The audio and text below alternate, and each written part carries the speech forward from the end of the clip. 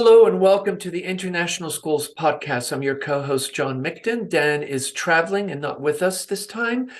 One of the things, it's summer and many of us now are away from work and school. If you're a school leader or school educator or anybody associated with schools, and especially international schools, the summer is a time for respite and kind of re-energizing or catching up with family and friends. But for many and some, it's a time when you move. And moving always can be quite challenging. It can be exciting. There's kind of a proliferation of emotions that one goes through as a parent. And of course, if you have children, they also have to engage with the idea of the move, often maybe in different ways because they have different capacities to synthesize a lot of the emotions. And then, of course, as schools, you have faculty leaving and faculty coming, and you as a school leader might be coming to a new school. So this huge smorgasbord of all these transitions that happen, and often parents are being moved. Their company, very short notice, might ask them to move, or maybe they're moving because they're returning to their home country or moving from their home country to a new country. So now that I've exhausted you with all these different permutations, what I'm really excited is that we have Valérie and Jane, who are part of SPAN. And I'm going to let them kind of explain about the organization, Safe Passage Network, and also talk about their own organizations, because each one has their own organizations. Jane has Globally Grounded, and Valérie has Roots and Boots. So we'll also get a chance to talk to them. First of all, Valérie and Jane, thank you so much for joining us today. Thank you for having us, John. Yeah, thank you, John. Great to be with you. Jane, why don't you kick off and kind of do a little bio on yourself and the organization, and then we'll transition to Valérie. Okay, great idea.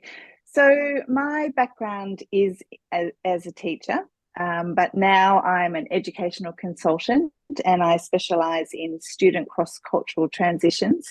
I have a number of professional hats, including educator, researcher, and writer, but my work is really informed by a lifetime of mobility. I grew up in a domestically mobile family, and then as an adult moved internationally with my husband and our two children. And then we've also repatriated back to Australia. So I've kind of done the full gamut of mobility. I've been that child waving goodbye at the school gate in a foreign place. I've also been the parent of a child in a new country, and been a teacher who has welcomed students into my class and also farewelled them, all the while seeing the impact that it was having on those who stayed as well. So that's a bit of background about my journey. Thank you so much, Jane. And I just want to tell our audience, Jane is being very brave. She's in Australia, so it's quite late. And we're in mid-afternoon. Valérie and I are lucky. We're in the same country, actually not too far from each other here in Switzerland. So Valérie, please. Thank you. Yes, so, thank you. So I come from a background. I'm a adult third culture kid myself. I moved around quite a bit and attended several international schools and several local schools in the Netherlands. I'm Dutch by birth, Swiss by nationality now. And I started teaching about 18 years ago and I've taught in several international schools across 4 continents, one of them being in Geneva, at the International School of Geneva. And for me, I've always been passionate and intrigued about how mobility affects learning and the experience of a child as they're looking for their identity and trying to establish who they are. So after a sabbatical from teaching in 2019, I decided to fully concentrate on this subject and started my own company, Roots with Boots, but also have been volunteering with Safe Passage Across Networks, which we'll tell a little bit more about in a minute, since 2017. And really, I just love what I do, and I'm very passionate about helping students, families, and staff face the challenges of mobility, but also really thrive through it and really reap the benefits of a globally mobile life. And yes, and I'm also having grown up moving around a lot, I've also really realized early on in my teaching career that there was a lot of research available for the adults. You know, Third Culture Kids book came out at the time, and more research became available to the educational community as well, but there was very little available for children themselves. So that encouraged me to write a children's book specifically for children to identify with as they go through their own moving story, so to speak, and with that moving booklet for children as well. Great, thank you. So one of the things I think that's important is that, and you need to both correct me if I'm wrong, we are talking about people that have choice to move or professionally are moving or because it's a career. Because right now in the world, we have a lot of people moving that are not moving by choice. Absolutely. And I'm just making the assumption, and correct me if wrong, you're really supporting more what I would call the international school community of parents and students and educators that are moving. So it's a bit of a different dynamic. It's emotion, it's also can be very traumatic, but I just want to make sure our audience understands the context. And maybe to help us with this, Jane and Valerie, I'm going to let you both explain a bit about SPAN, because this is a wonderful organization, Safe Passage Across Networks. Maybe tell us a bit about that, because you're both very involved with that. Absolutely. So and I go will back and forth. Thank you. And I will let Jane start actually, because she was first involved with Safe Passage Across Networks. So I will let her start with her part of the story first. Thank you, Valerie. So Safe Passage Across Networks began in 2016, and I was one of the founding steering committee members back in that time. It was founded by Doug Otter after he wrote his book, Safe Passage, How Mobility Affects People and What International Schools Should Do About It. And so we've now been going for quite a few years and have morphed into a not-for-profit organisation now that is registered in the Netherlands. And we have a team that pretty much so covers the whole world, doesn't it, Valerie? We have a representation in almost every continent across the globe, and our mission is really to support schools and students and families. So we offer a home to anyone who's committed to healthy cross-cultural transition and attachment security. And we provide professional learning opportunities for schools and also for parents as well. And maybe, Valerie, you might like to go into a bit more detail. Yes. Thank you. So yes, so we, as Jen said, we connect, equip, and refresh transitions care providers. And we do that through several different avenues. We have a monthly free award-winning gathering called The Nest every first Thursday of the month at 12 UTC. So anybody who's listening is more than welcome to join us there every month except for July and August and January. Valerie, I'm just going to stop you. Sorry to interrupt you. I just want to tell our audience, Valerie and Jane have been very generous with resources in the show notes. So this Nest event, you actually have a link that you can go to and you can bookmark it so you can make sure you don't miss that. So do check the show notes. They've been extremely generous in giving resources and also to stay connected. Sorry for the interruption, but I just wanted people to know about the Nest that they can quickly connect to that. Great. No, thank you very much, John. Much appreciated. So there's that. We also have an annual virtual symposium this year coming up on October 7th and 8th. Is that correct, Jane? Yes. And that is really it's a weekend where we try to bring together the community, but also really provide the latest on the research. We're excited that Doug Otter, who is the founder of our organization, he's also led a study that he's gonna report the latest research findings on that in October. And then we invite researchers, but we also invite what we call showcase schools who have been part of our network and who are just showing how they have developed positive transition care programs in their schools. So there's a lot of there's the research side, there's the practical side, and then we're also trying to incorporate as much student voice into that as well. So that's once a year. And then we have a membership community, so that is open for individuals, but also for schools. And through that membership community, we also offer a variety of resources. And we also offer training and consulting, like Jane said, and more specifically, we have what we call the Laws of Transition Certificate course, which is a 2-month course, a virtual asynchronous and synchronous course, where in the last 2 years, we've now had over 85 learners join us from 35 different international schools and organizations. And so we're starting our next cohort in September this year. Fantastic. And that is just such great professional development, because I know so often as educators, when we start the year, we have a whole group of a cohort of kids that are in that transition period. And even though we sometimes feel we know what transition's like, I mean, I've just moved back after leaving 30 years back to my hometown. And, you know, the transition, you know, everybody says, oh, you're going home, it'll be easy. Well, guess what? It's very different. So I think each transition, and that's something that maybe I would love to kind of dig in right now. Why do so often people not take the time to understand the complexity of transition?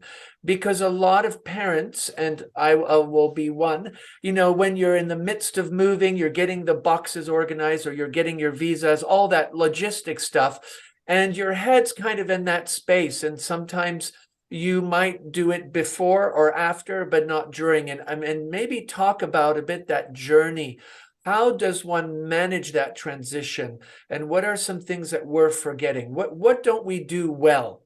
Maybe you both can talk to us as parents and educators, maybe, in that transition. So physically transitioning. I think if I can jump in on that one, I think the first assumption parents and educators often make is that, you know, the kids are so resilient, they'll be all right. And I think yes, children are extremely resilient by nature in many ways, but I think we often underestimate, and Jane could talk a little bit more to that, those challenges that do come with transition, and also underestimate how, if we don't manage those well, how we can't really truly reap the benefits of that globally mobile lifestyle that we're so often, you know, reminded of, and that we so often remind our children of as well. So I think that's the first part where people tend to not look at it, because they assume that the resilience is there.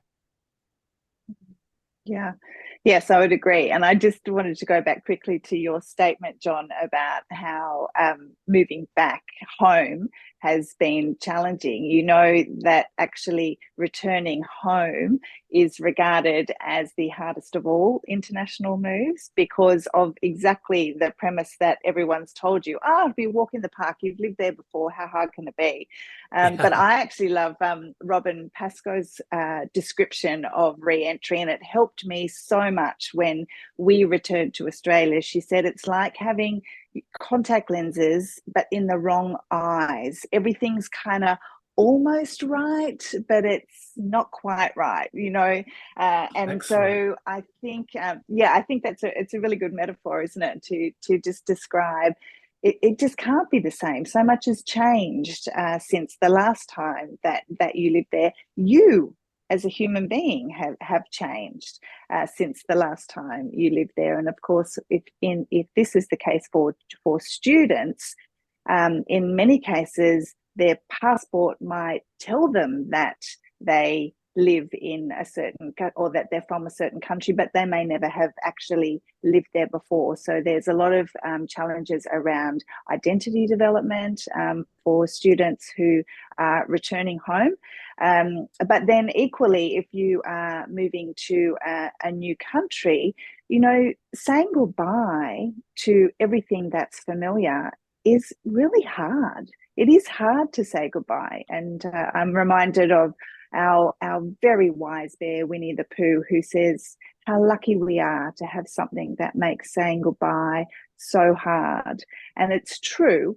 But if we can say goodbye well, then when we enter into a new school or a new culture, then it is a smoother transition. It's an opportunity to really embrace the new opportunity, the new experiences, new friends. We don't have to feel like we're being disloyal to our old friends because we have said a goodbye. And then we are able to enter into this new phase and this new experience much more positively. I think the challenge or the situation we often see in schools is that students and parents and staff are not supported to leave well, which means when they arrive at a new school, they're already in a state of considerable anxiety. Even though they might have all their ducks in a row, which you just described from the logistics point of view, from the emotional point of view, it can take a lot longer for the psychological self to arrive in a physical location. So the work that we do with schools is to really help them to enhance their transition care programs so that they can really support students and parents and staff in that transition so that they can teachers can teach well, parents can parent well, and students can learn well. Because we know, don't we, that students cannot learn when their brain is not in a position to do that. And when you're moving to a new location, you're worried about, will my knowledge be valued in this new place? What do I not know? What should I know in this, new curriculum? And how do these children, what do they wear? What's cool? What music are they listening to? How am I going to make friends? All of those kind of things are juggling around in their mind. How can they possibly arrive on day one and jump straight into learning? They can't. So we really work with schools to help put transition programs in place so that we can support them to and place them in a position to succeed. I think it's really interesting that you guys talk about saying goodbye, because if having been a school administrator in many different schools, we're very good at the orientation when people come in. We have the raffle, we go to pubs, we have dinners, we do cultural events. There's really a lot of effort in kind of, you learn about the mission and the principles, and you have a buddy, and there's a real good structure set up. But I'm just thinking from my experience that the departure, and Valérie, maybe you can address this question, is usually logistics. This is how much you get for your shipping. Here's your flight. The landlord wants you out by this date. Here's a cleaning company. Whatever the context might be, every context and culture has a different transition out and different logistics. But it's not as if we pause and stop and say, okay, now we're going to really focus on making sure we say goodbye well. Why do you think that is, Valérie? Yeah, absolutely. And as you say, I think every culture has its own context of saying goodbye, but it often does revolve around logistics. And this is something we talk a lot about in our work and in our course as well, is I think that people are not naturally drawn to goodbyes. People are naturally drawn to hellos. It's almost that repulsion effect of I don't want to deal with it. It's too difficult. I'm just going to, how often have you not met people who say, oh, I don't do goodbye. I say, I do see you later. I mean, it's so many of us, I mean, myself included. And it's hard because by actively saying goodbye, you're acknowledging that there is some grief that you have to go through as well. And this is really what we work with a lot as well, is that we want to ensure that we don't have what they call the unresolved grief later, that can later manifest itself in unwanted ways, especially with younger children and young adults. But I think I personally have firsthand experience of this as well, where I think throughout my own experiences as a student going through international schools and switching schools 3 times, 4 times during my secondary school period, I thought I was fine because I saying goodbye wasn't that hard. I loved the challenge of a new experience. I love making new friends. I academically I did all right. So I was fine, right? Except I wasn't in my early 20s because that's when I realized that there was all that accumulated unresolved grief of not saying goodbye, which also added to the fact that I had no idea who I was at that point because I'd been that chameleon that just easily adapts to every situation and was so busy doing that and so not focused on processing any of what I was going through emotionally by constantly saying goodbye and hello, that it definitely it made for a much more challenging start in life as a young adult. So, but and overall, I think even as adults, we still are more likely to want to throw somebody, a welcome home party than a goodbye party, right? Yeah. Yeah. Good point. Yeah. So one thing that you shared, which was a personal anecdote, you said that you had multiple times in different secondary schools and you moved around and you were fine with it. Jane, maybe you can answer this. So there is kind of what I would call, it's not post-traumatic syndrome, but there is obviously something that happens years later, often if there is this unresolved, or these transitions maybe are not as fluid and caring and with empathy, that you take this baggage and maybe bury it, and then it pops up later. Is this a pattern that you've noticed? And is this something that is more common because maybe we're not doing the care at the beginning? Yes, is the short answer to that question. The slightly longer answer is absolutely. What we see is that if students and parents and staff, but right now if we just focus on students, if they're not supported to say these good goodbyes, then they very quickly get a defense mechanism there and put up a bit of a barrier, and so the next time they have to say goodbye, then it's just they remove themselves a little bit more. And then of course what that means is that when they arrive in the new place, or if they are a student who is staying and saying goodbye to someone else who's leaving, when it comes to welcoming the new arrivals or making new friends, there is a real reservation. And it may start off subconsciously, but then over time, what we find in our work is when we have conversations with students, it actually becomes a conscious decision. I am not going to fully invest in this relationship because it's just going to hurt too much. I'm just not going to. And so then what happens is then that becomes a habit or a routine. So when they get into adulthood, forming fulfilling and meaningful relationships can be very, very difficult. And that is, research plays that out. If you look at adult third culture kid research, this is one of the real challenges. And so, which is why at SPAN, we are on a complete mission to rewrite the narrative on adult third culture kids and adult cross-cultural kids, because the current narrative is that the transient lifestyle, the unresolved grief makes it very difficult in adulthood to maintain long-term relationships.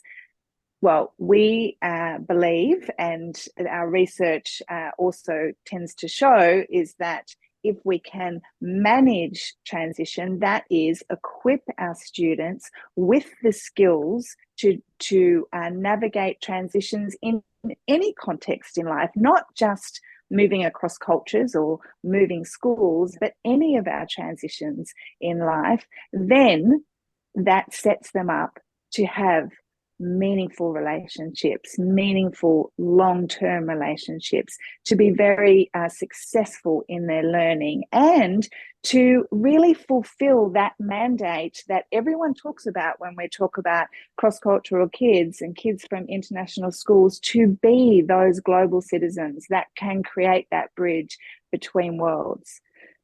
I think it's so interesting how you actually highlighted that it's more than this, a transition, that skill set, those dispositions that kids develop in being able to manage transition actually are almost transdisciplinary. They can go into other situations, be it change management in a professional or social context.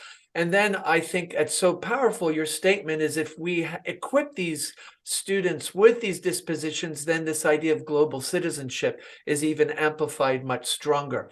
One thing you talked about is this idea of the kids that always stay and the staff that always stay. So in my case, my two children, they were in a school for 9 years.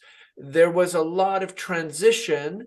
They were in a school where people didn't really stay that long. The staff did, and staff kids did, but many of their contemporaries would transition out. The same with staff. There are schools where staff, you have a cohort that stays a long time and then a cohort that is on the circuit, kind of moves and rotates for professional reasons, whatever it might be. And I know that often we have goodbye books for kids that are leaving, and there's, and there's a lot of focus on, let's get the kid that's leaving, let's make sure they feel good. And this whole cohort, and it's not a majority, but it's definitely a significant group, is, I'm going to call them the stayers, be it staff or parents or children. There must be, after a while, also this kind of feeling like, well, hold on here, I'm staying. Am I going to, this new kid that comes in, how much am I going to invest?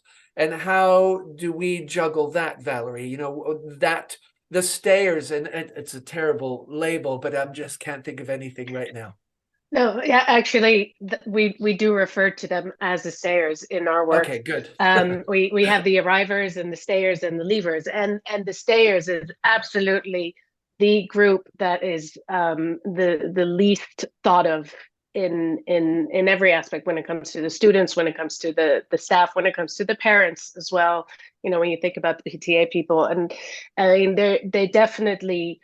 There is that risk of stayer burnout, so to speak, because you are constantly dealing with transitions, because everybody around you is moving. And we often remind the people who we work with as well, don't forget that for every student who stays, their transition is just as big, because everything they were used to when they had their best friend sitting next to them last year or last semester or last week will have changed from the moment that person has left. Like their daily routines will have changed. Everything for them has changed.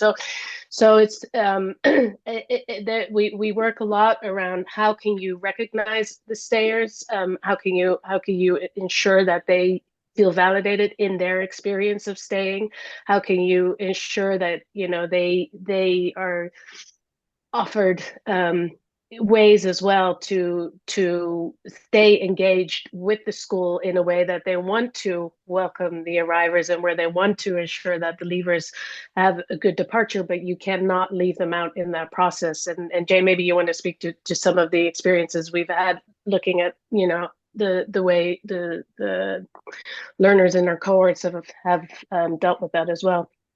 Yeah, I was just about to jump in with that. So in our Laws of Transition course, our law number 2 is all about this. Law number 2 says for every connection, there is an equal and opposite connection. So for a person to connect to somebody else, that other person has to be willing and able to make that connection. And that is all about the stayers.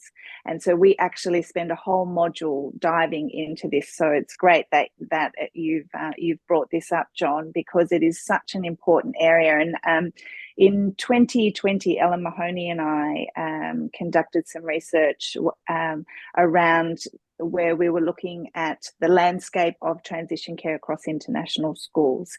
And our research found that hardly any schools were focusing on stayers, whether they were students, parents, or staff who were non-citizens or citizens. So we're actually, when you're talking about stayers, you're really looking at 2 very distinct groups. So we have the citizen stayers, and then we have the non-citizen stayers, such as your children that you just described before.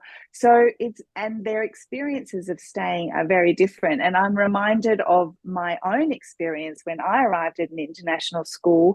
A citizen stayer said to me, "So how long are you going to be here?"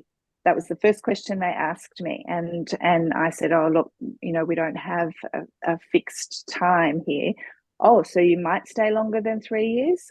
"Yeah." "Oh, yes, we might." "Oh, well, let's see. I'll give it 6 months and then I'll decide whether you can be my friend or not." And I was like, okay. But it kind of makes perfect sense, right? Because if you are someone who has been in the school for a long time, it is exhausting to have to constantly say goodbye and say hello, and so you do get up a bit of a defense barrier, so as a form of protection. And I can imagine that having every 3 years, well, which is really every year, because people are on 3-year contracts that are rolling at different times. Every year you are having to say goodbye. Every year you're having to welcome new people into your class, into your team, whatever it might be, and having to go through the same motions again and again and again. So it is exhausting. And it's interesting that stayers are kind of neglected when it comes to transition care, because they're the custodians of the school vision, aren't they? Yeah. They are the linchpins of a school community. So really, transition care should start with the stayers, in my humble opinion, because from them, that if you've got a strong community who really have a strong sense of belonging, then that culture exudes out from them, doesn't it? And then helps the arrivers feel welcome, helps the leavers to leave well. It becomes a very positive cycle. There's kind of a yin and yang here, where we've been focusing a lot on the leavers, and actually you're saying, hold on, let's focus on the stayers, because then we'll have that balance and that better environment that really propagates or gives that capacity for both entities to feel comfortable. You talked about your anecdote where this person was going to make a decision in 6 months about their friendship. One thing I know that I've had many conversations with parents when they announce they're going to leave is they have to decide when is a strategic time to break the news to the children. And often, especially international school educators, they might be talking over an 18-month period about departure, because they're thinking, oh, I want to be a principal, or I have this opportunity here, or I want to go into middle school, whatever it might be. So, and of course, kids, they sit around, they hear pretty much everything, however much we think they don't. So when is the decision? When do you become transparent and open? Is it right from the get-go, or are there better timelines to work with? I'll let both of you kind of respond to that, because I think often for parents, it's quite challenging to decide, when do I tell them, when, daddy gets the new contract, or mom now gets marching orders to go to another part of the company. Just curious. Well, as you're saying all of that, and as I'm reflecting on a quote by Doug Oda that we use a lot, is people develop and learn best when they feel safe, supported, and seen. I immediately have to think about, whatever the time is that you involve the child in the not the decision necessarily, but in the announcement of that you're moving. Ensure that they do feel safe, supported, and seen in that time span, no matter what. And let's be realistic, because some families also don't necessarily always have a lot of time to make those decisions, or to give that time to their children, or sometimes it is a bit of a spur of the moment decision. And also there, situations, and especially COVID has taught us that people have to leave at the drop of a hat. But in general, when as a teacher, I've often been asked that question, and in general, I would say, at least give them, if you can, 3 months. For me, 3 months has always been like, at least give them that, because that gives them a little bit of time to process it, to make sure they can tell their friends, to make sure that they can think about that process of leaving, or they can build what we call the raft, that we work a lot with, like where they think about reconciliation, affirmation, farewells, and think destination. So give them at least that. I do think there's a lot of parents say if we say it too early, then there's the risk of them checking out and not really wanting to be involved in the rest of the school year anymore. I think there is that, but saying it too late and ripping the Band-Aid off, so to speak, is definitely, I think, the worst thing you can do, because then you can't, you're taking away the opportunity for that child, if there is one, to go through that process of saying goodbye. So that's usually how I feel about it, and I do think I think one of the hardest things and I experienced that as a child as well, and I think that's also something to keep in mind, is if when you tell your child and then and then let them in on the fact that you're moving, and then saying to them, but you can't tell anybody else yet. That's really difficult.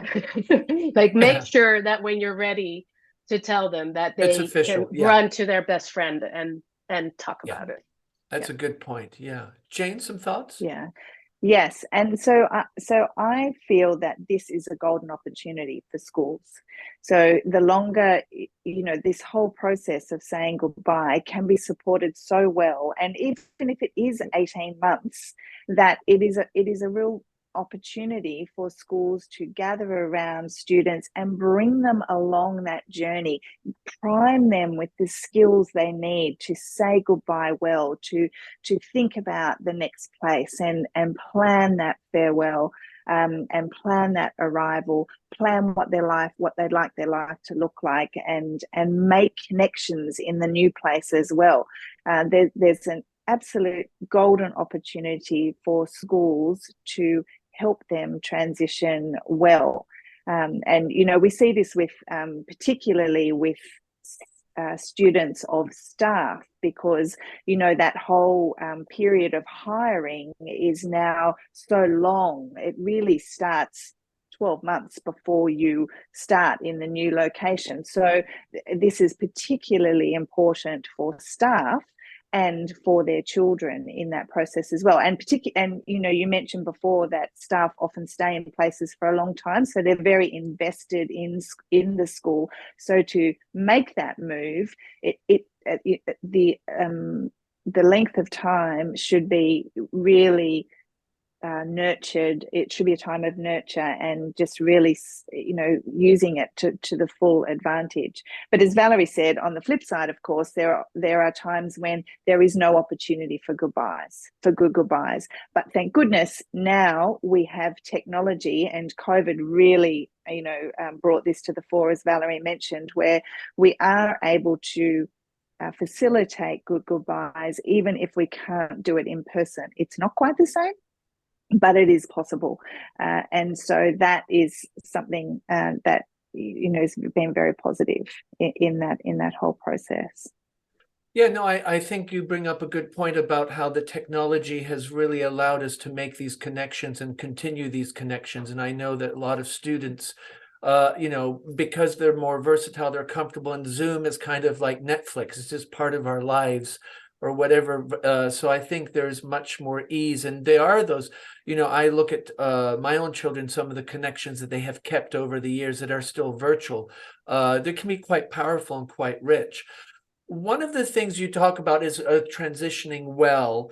What are some of the signs that, as a parent or an educator, you've given the 3 months warning, you're being transparent, now the logistics comes in, you're still teaching. What are some of the behaviors that are triggers that can help people realize, ooh, I need to slow down, or I need a break, or I need to recalibrate?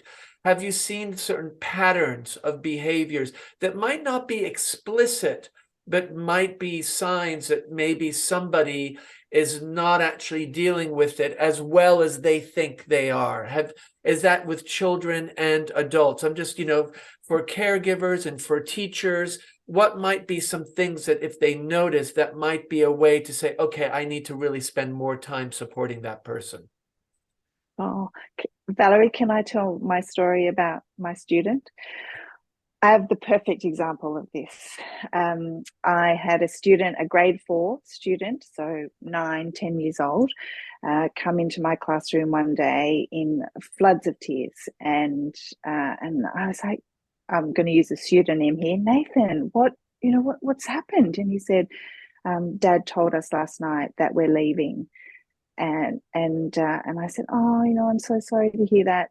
Anyway, we kind of talked through the emotions and what he was going to miss, and some of the skill sets that he had around friendship that would help him in the next place, and so on. But it was so interesting, and he kind of was quite calm and went and sat, as you do in elementary school. There's the mat on the floor when the teacher sits at the front, to start the day. It was so interesting. He went and sat off the mat at the back of the room. Wow. And I thought, well, there you have it. So that is a physical example of what is going on inside his head. He's withdrawing. He's instantly just like, okay, I am moving back here and I am already disconnecting. So that to me is symbol number one. And you see it with adults too. Adults do it too. Once they've made the decision to leave, and particularly staff, you often see them withdraw from relationships. And what we also find in the playground and also amongst adults is a kind of nastiness that comes, which is absolutely a defense mechanism. This is going to be too painful to say goodbye. So you know what? I'm just going to be, they don't think this, it's subconscious. I'm going to be mean to you and push you away. And then that way I won't have to say goodbye and I won't have to deal with the loss. They're two things that straight off the top of my head, I see quite often in schools. Valerie, you can probably add to that. No, I completely agree. And that's what I really tried to do with the book I wrote for children as well, and Be at Home, is showing that roller coaster of emotion and kind of showing the different kind of emotions children can. It's not, I'm not saying they show all of them or that, but the different kind of emotions they can show once they find out they're leaving, which is very much to withdrawing, but also often just getting a little bit of a nonchalant attitude about all of it and then, oh yeah, no, it's fine. And the constant, yeah, no, I don't need to talk about it. I'm good. And I think with younger children, especially, what's also important is just the belly aches, I don't feel well, which is often a translation of I'm not feeling well inside. So they're little things to look out for. But again, I think this is actually also really an important point to make, is that as parents, we are so quick, and as educators, but as parents especially, we are so quick to want to encourage, right? If something is not going well, we want to tell our kids, no, but it's going to be fine. You're going to do great. You're going to make new friends. You're going to do it. We're trying to look at all the bright sides mostly because of the guilt we feel for, so for making them move, so to speak. So, and these are the wise words of Ruth Van Rijken, the co-author of Third Culture Kids Growing Up Among Worlds. We had on this podcast. Yes, she was I know one of our first ever guests. So yes, I know, and she's wonderful.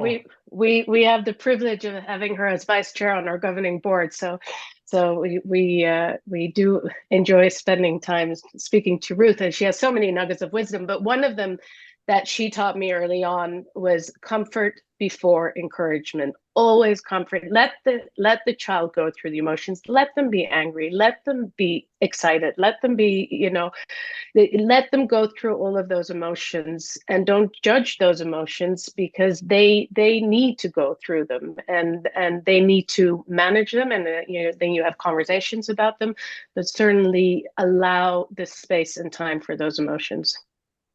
I can't amplify enough this idea of comfort before encouragement, because I think culturally, in certain cultures, it's kind of like, well, just, bin and grare it, or just, stiff upper lip, whatever you want to name it. Every culture has this idea that, when you're challenged, kind of pull your bootstraps up and engage with it. And I think sometimes we're so uncomfortable, and we think that if we say, oh, guess what, they have a Disneyland there and we'll be going every weekend, or whatever you might do. So thank you for highlighting this idea of comfort before encouragement, because I think it's so important.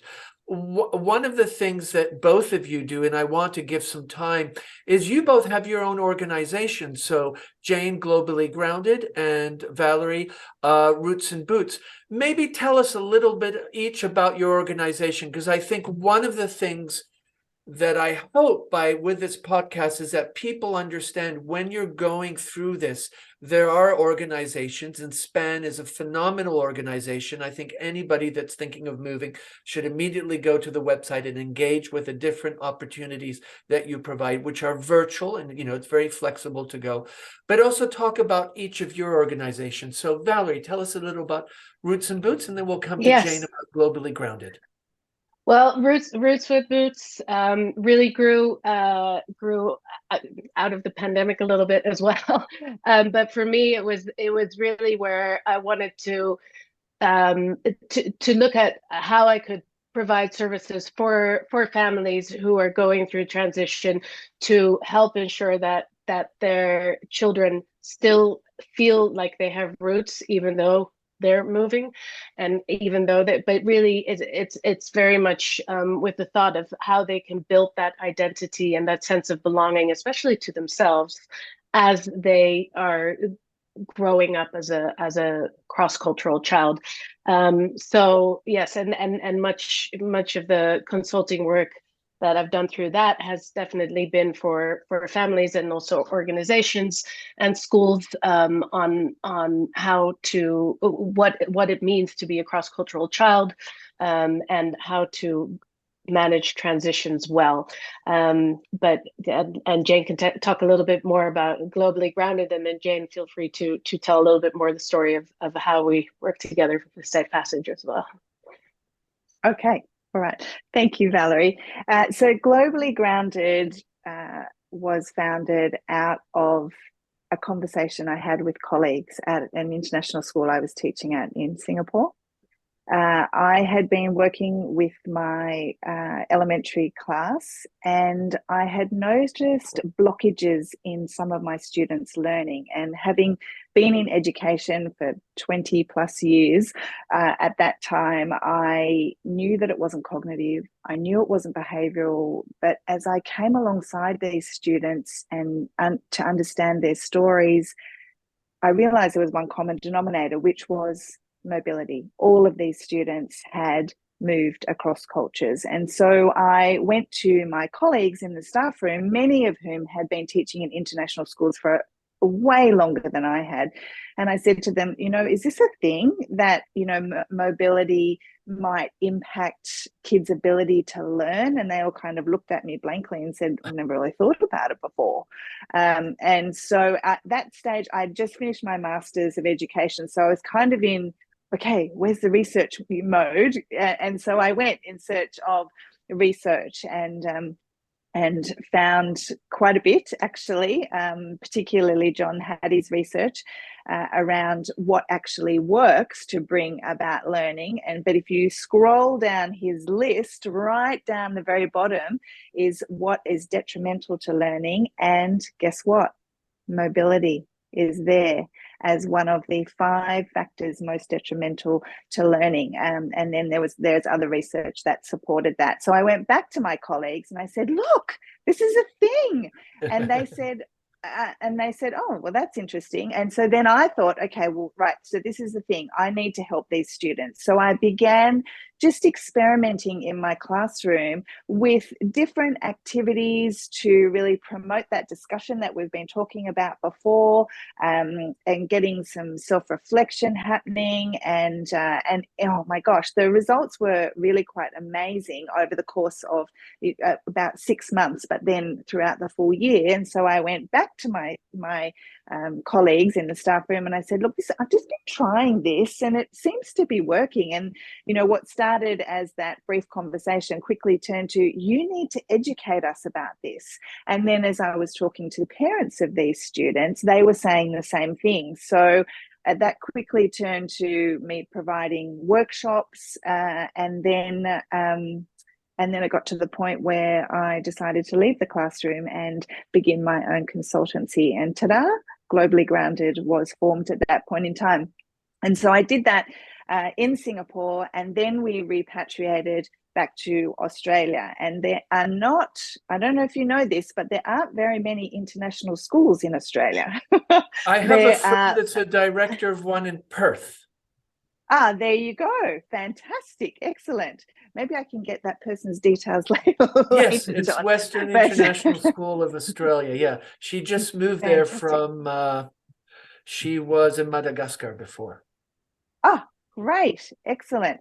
Well, that's very good to hear. So what I had to do was what I realized, even in my own children's experiences when they returned to Australia, is that they were what we call hidden immigrants. So they were, they looked Australian, they sounded Australian. One of my sons is blonde-haired, blue-eyed, olive skin, looks like he's just stepped off the beach.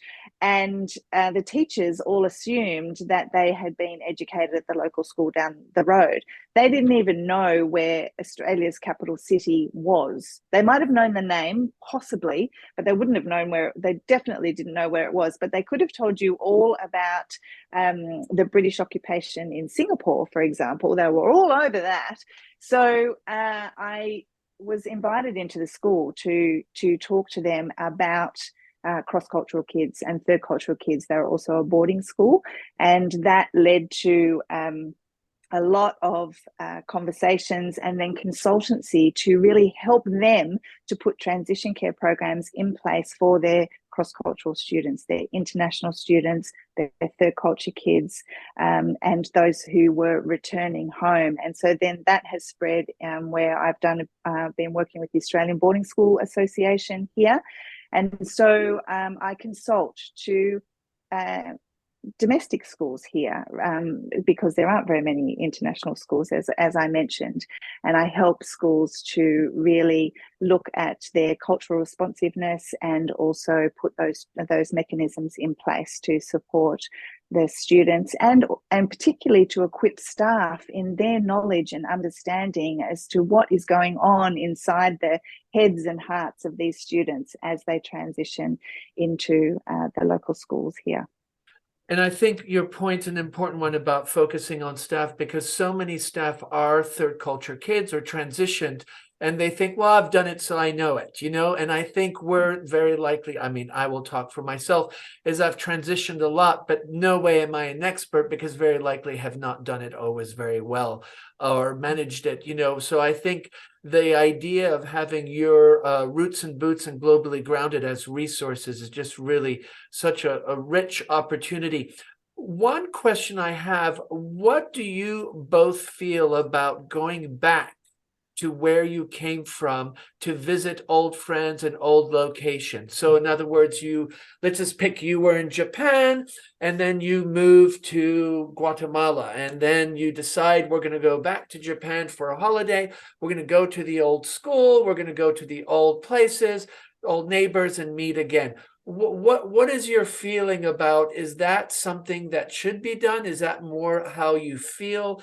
Is it one of the transition musts, or is it something, because often people talk about that, is that we're going to wait 2 years before we go back, or no, we're going to go back straight away. So I'm just curious, because I hear often different thoughts about that. Such an excellent question, John. And Jane and I were actually talking about that very recently. From my own experience, I love going back to places. I'm very nostalgic, and I love seeing old places. And I've taken our two daughters to all the old houses wherever I could, in Holland or within Switzerland, and visited them. However, I also came to the realization that sometimes this is not a good choice. simply because I took them on a trip from Switzerland to Holland that stopped in Luxembourg, where I lived with my parents for a while, and then very happily drove straight to the street where I used to live, thinking I would see this lovely house, and it was completely deserted, locked up, graffitied over. And I was like, oh no, this is not how I want to remember it at all. Bathtub in the yard, like it was a mess. And my daughters are kind of frightened and said, "You lived here?" No, it didn't used to look like that.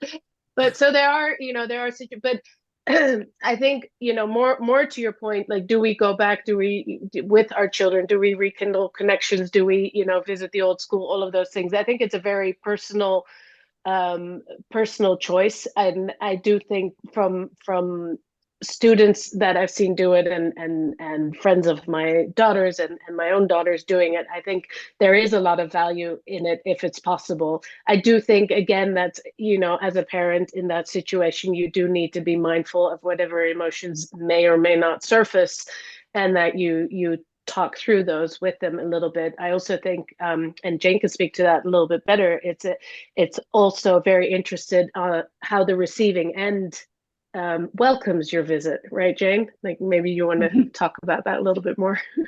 Yes, yeah. So that was a very interesting experience for us returning to Australia. It was almost as if everyone's lives had moved on, the gap had been filled.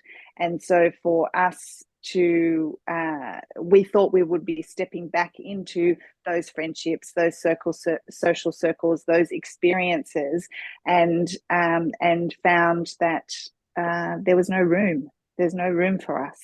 And so that was a very interesting, a little bit soul destroying experience. But then interestingly, what it did was it kind of almost put on rose-colored glasses about the last place we'd lived overseas. And so we made a decision to go back to the place that we had left, which in this case it was Singapore, and to try and just kind of get some equilibrium in our lives. And I think for me as an adult, we had returned to Australia, and I confess I was a reluctant returnee. I was, loving life overseas. I was quite happy to go to the next destination as long as it wasn't back to Australia. So returning home I was a bit reluctant, and I think that's an important element as well in returning or moving to a new location. The attitude that goes with that. So we went back to Singapore. We took our children back with us. And it was really the best thing we could have done, because, it wasn't the same. It was about 18 months later, I think. And Singapore was not the same, because not all the same people were there. To Valerie's point, our house that we had, or one of the houses we lived in, it just wasn't even there anymore. It had just completely disappeared, and something else had appeared in its place. And I think that is can be quite good for closure.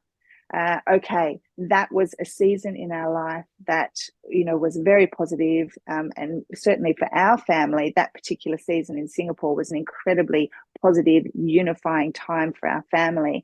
But it was a season, and so by going back, we were able to see that season had finished. Okay, it's time for us now to embrace this new season of really being prepared to put down roots in our hometown, in our home, and make the most of this season that we have. So for us, it really was, bittersweet, depending on which way you looked at it. But in the end, it was very positive to return. And I think generally all these experiences, however traumatic they are in the moment, I think if you talk to a lot of third culture kids or adults, there is generally more positive than negative. And I think, but the journey sometimes can be difficult. And I think those transitions, and what I so appreciate on the way you both shared was to highlight the importance of having both, really being mindful of all the people that stay, the people that leave, thinking about the timing and thinking about, honoring the stress, the screams, the emotion. That's part of the process, and that this is very nuanced and complex. And actually, just because you've moved a lot doesn't mean you're an expert. And I think that's really something important. Just any, as school leaders that are part of our audience, anything that a reflection, as it's the summer, everybody's relaxing, and now we're thinking, July, now we're thinking about August, September returns. Any one little nugget for a school leader as they start off and they welcome these new students and these new faculty members? Well, my one plea would be that they don't just focus on the logistics, that they really seek to understand the emotional side of transitions, and we can certainly help them with that. Stan can help them with that if that's something they're unfamiliar with. And actually, we do know that a lot of heads of schools don't feel like they are well informed when it comes to understanding the impact of mobility on learning outcomes. So that's something to bear in mind. But my plea is to, in fact, to go back to Ruth's quote that Valérie mentioned, caring before encouragement. So comfort before encouragement. So just seeing the individuals, even just validating, very much so validating the emotions that they're going through. Yes, starting at a new school is hard, but we're here to support, and we're here to support you and on that journey. So that would be my one plea. Valérie, yours?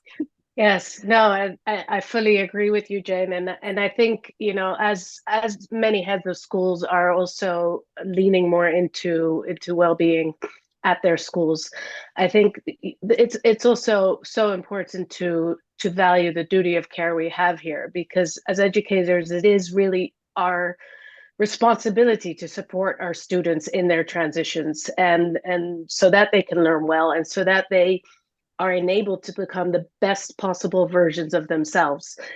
So I think that's where, for leaders, heads of schools, I would really like them to reflect on that. So how can we ensure that our students can learn well, that they can be the best version of themselves, and in doing so, how can we offer them this life skill of managing transitions well?